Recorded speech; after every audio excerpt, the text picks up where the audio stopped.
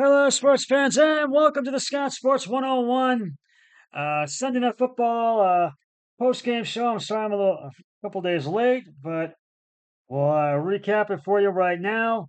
This the game that ended the Sunday night game that ended the regular season, uh, and uh, and this was kind of a lopsided game. And here we go. Jahmyr Gibbs was the game breaking player the Detroit Lions needed to get their high powered offense in gear and give them a first round bye and home field advantage in the NFC playoffs. Gibbs scored three of his franchise record tying four touchdowns in the second half, and the Lions beat the Vikings 31-9 on Sunday night to win their second straight NFC North title. Everybody's got to come through here, baby. Uh, uh, Detroit defensive end Zadarius Smith said to the roaring crowd after the game. The Lions, who are 15-2, and the Vikings are 14-3, could meet again in 2 weeks.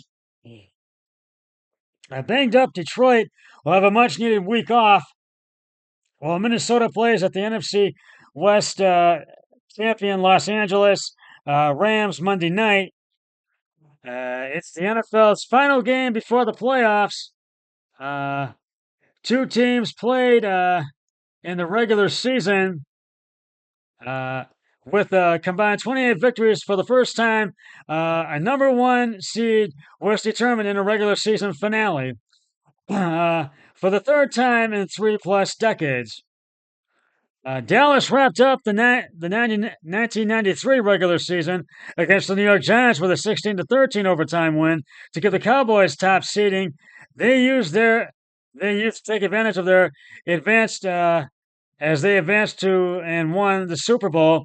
The Giants, meanwhile, beat Minnesota in the wild card round and were routed at San Francisco the following week. Detroit desperately hopes history repeats itself. The Lions are seeking their first Super Bowl appearance and hoping to end an NFL championship drought that dates back to 1957.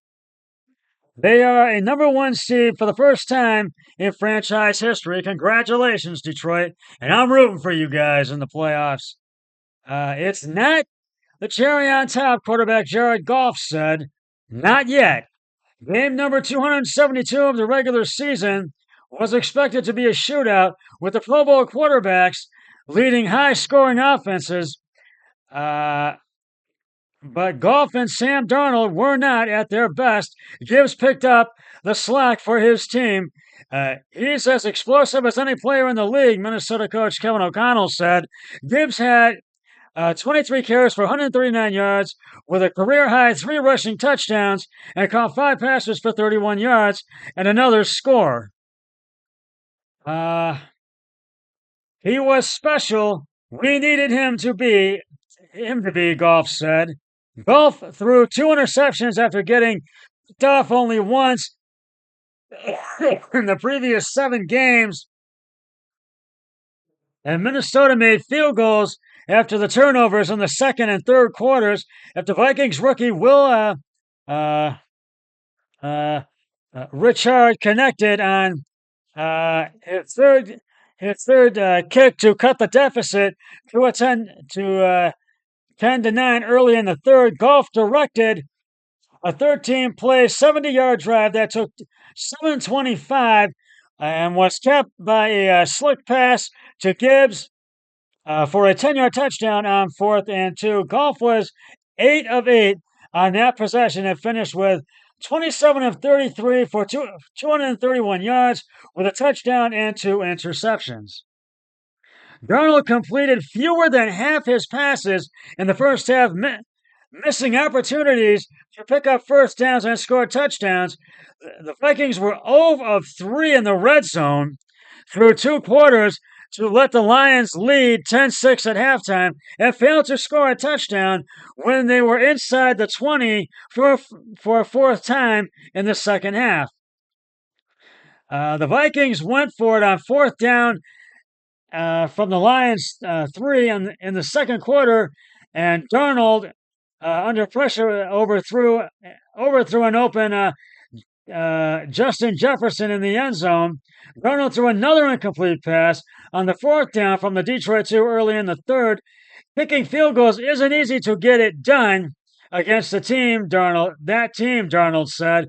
I have to hit those throws. O'Connell opted to attempt a 51-yard field goal late in the third, trailing by 8, and Ricard missed wide right. Darnold was 18 of 41, a season low 44% completion rate, and connected with Jefferson just 3 times on 9 targets for 54 yards. And we didn't do a lot of things we did well. Things we did well this season, O'Connell said. Sam was hit a lot. Sam has hit a lot of those plays, all year, and I have every bit of confidence that he will hit them in the next time. He will hit it the next time, Vikings offensive linebacker Patrick Jones had a knee injury and was inactive.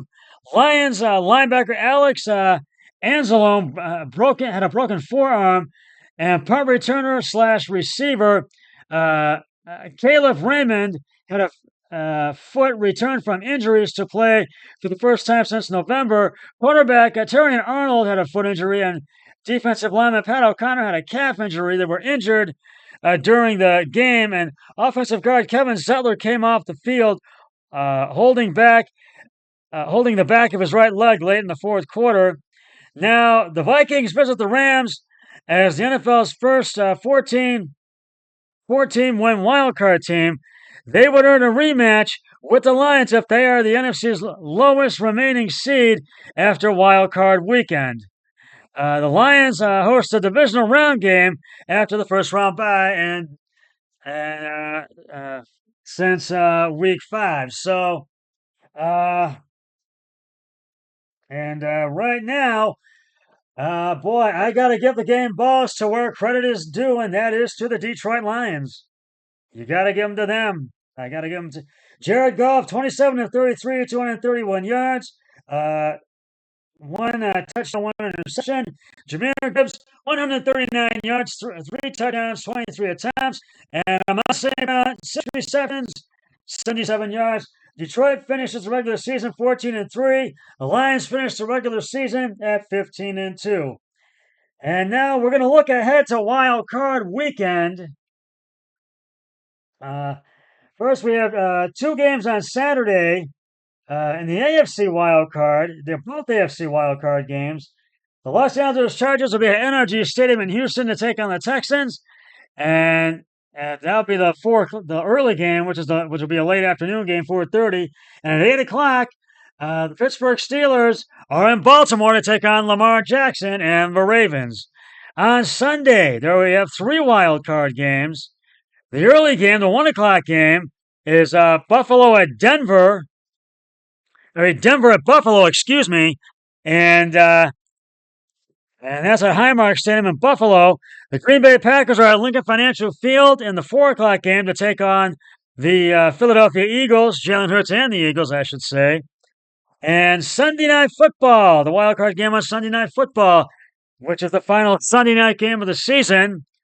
The Washington Commanders are in Tampa to take on Baker Mayfield and the Bucs, and the last Monday night game of the season, which is a Monday night wild card game, will be the Minnesota Vikings at SoFi Stadium to take on Matthew Stafford and the LA Rams. And with all these games, one team wins, the other says bye-bye. Their off-season will begin. So we'll see what happens this wild card weekend. So, well, that's just about going to wrap it up. Oh, and I took Detroit Sunday night and won. So did my brother-in-law. And my brother-in-law took the Vikings and lost. My brother-in-law went 10-6. He lost. I won the picks again, and I won. I went. My God, you're the crap out of me. Your voice is so loud I can hear it all the way out there. I'm sorry. Don't scare me like that. I'm sorry, everybody. Uh, Back to what I was, and I won the picks last week. I was 11-5. I'm 14-3-2 on the season. So is my brother-in-law, Eric Hoyle.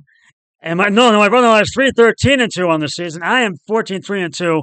And so we're going to the playoffs starting next week with the wild card games, and we'll see what happens with that. Well, that's just about going to wrap it up for the Scott Sports 101 Sunday Night Football post-game show.